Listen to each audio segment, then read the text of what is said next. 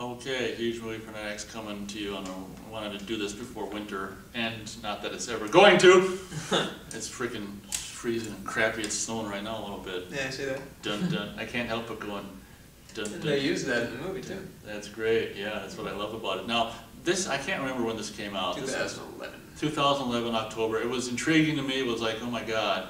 But you know, I don't really go to the theater unless it's Chainsaw 3D, unless it's something that's like, whoa, mother, you know. So like a lot of things, after it came out on video, and I said, well, I'm just gonna, I don't see a lot of movies, I don't buy a lot of movies anymore, a lot of new ones, so I'm just gonna I do a lot of blind, not a lot, but I do some blind buys, and I said, let's just get this, and then I put it in, and I realized I didn't really have a huge crush on her yet, because I didn't know who the hell she was, and recently over the last years. After recently in the last year, I started to see, oh, that's her, oh, her, and she's like great and everything, and so wholesome and just great. She's the only one I'd break my never gonna get married rule for. I swear to God, every time I see her now, it's like, okay, maybe I would get married for one person. And she's great. We're of course referring to Mary Elizabeth Winstead. Mary Elizabeth. Is it Winstead? Yeah. Will you take me to be my lovely whatever? But this movie, I watched it recently. I rewatched it recently. This movie is just, for me, it's just amazing because, first of all, it doesn't look like this crap that's made now, which we commented before about whatever. Yeah, it's bright. It looks like just freaking great. And what's awesome about it is it's like, the very opening is like, winter 1982, just like the original, you know, and it's just like, oh yeah, because I'm a retro geek, because I'm that age, and it's just like, fuck yeah. And I love how it begins with just like the how long has it been since you've seen it? Last night.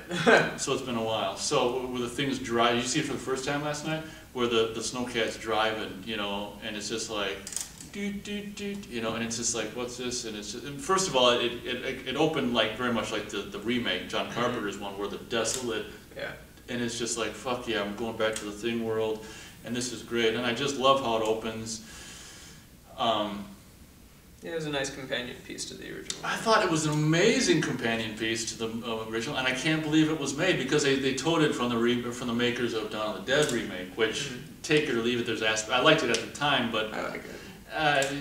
Yeah, but I don't like it nearly as much as I like this. I can't believe how, and it's really cool how it was very much like the tone of the Carpenter one, where it was just like, I couldn't believe how well, and it wasn't just snazzy and fast moving. It was very much that same drab winter location, and it was cool to see. Although poor Rob's out of work, cool to see new versions of, you know, the Carpenter-esque, if you will, Thing stuff in CG and stuff that they couldn't do then.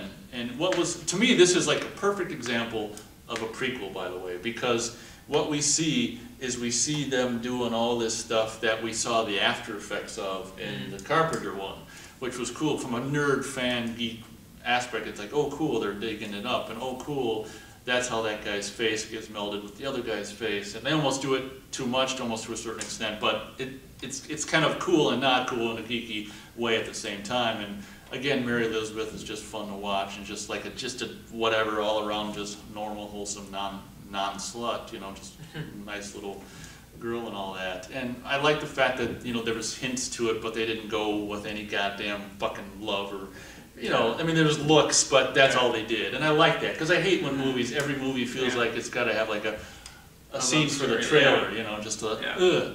So I like that, and I really respect this movie. I'm going to go 3 stars, take it off, and maybe I'll bounce back, maybe I won't. What do you think? It's on par with the John Carpenter one. It felt very much like the John Carpenter one. Again, I don't like the Beast. I don't like the Thing, so I don't like the Thing. The Thing part of it.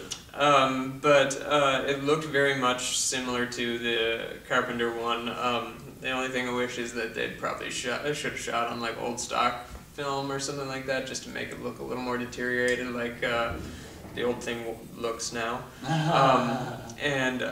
But it was nice. And you're right, like the Dr. Saunders stuff is very similar to like the character in the first movie. That's right. Yeah, I watched that going back to seeing the first one. It's the same character. Yeah, it's like oh, we have whatever he said. Yeah, I mean responsibility.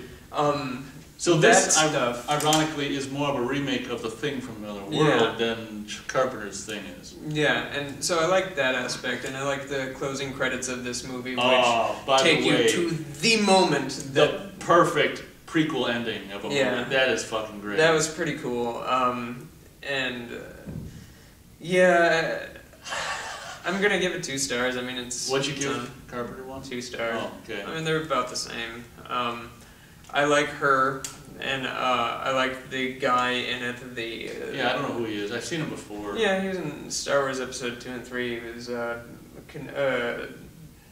Kenobi, Owen Lars. All right. That's where I see them, Yeah, and he's been in other things, but I like him. Well, they recreate that same kind of, even though it's a different location, the same... And you see the frozen guy from the chair. I mean, like I say, they laid out everything so it's in place for the Carpenter one. I think that was great. Yeah, so I mean, like, that stuff is kind of cool, but even still... I don't give a shit, yeah, basically that's what it is. Like, this is interesting. I kind of wish I didn't buy it, but whatever. Oh, you bought it? Oh, sorry. Yeah, that's all good. How much? $10. Oh, okay. So.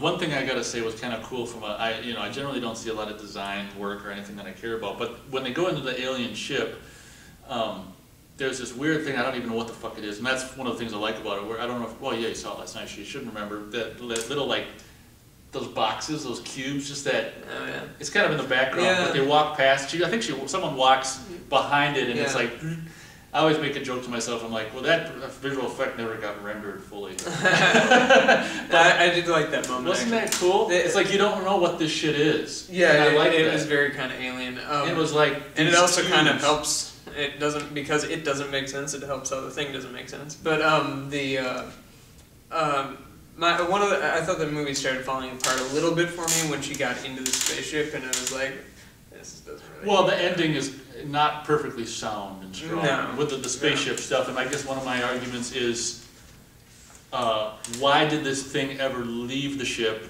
if it could just take off? Yeah, exactly. Like I was just like, okay. It sort of reminded me of Predator 2 a little bit, but I hear you. It's exactly a valid point. But I was like, whatever. I mean, it was well made, and if you're a fan of the original, you'll probably way dig it. But that's kind of why I dig it, because I grew up with Carpenter's one. So, and it's like you said, it's a great companion piece to it, and fantastic. Yep, and I do like Mary Elizabeth Winstead. So. Yeah, me too. There you go. All right, Matt's bored. Thanks for watching.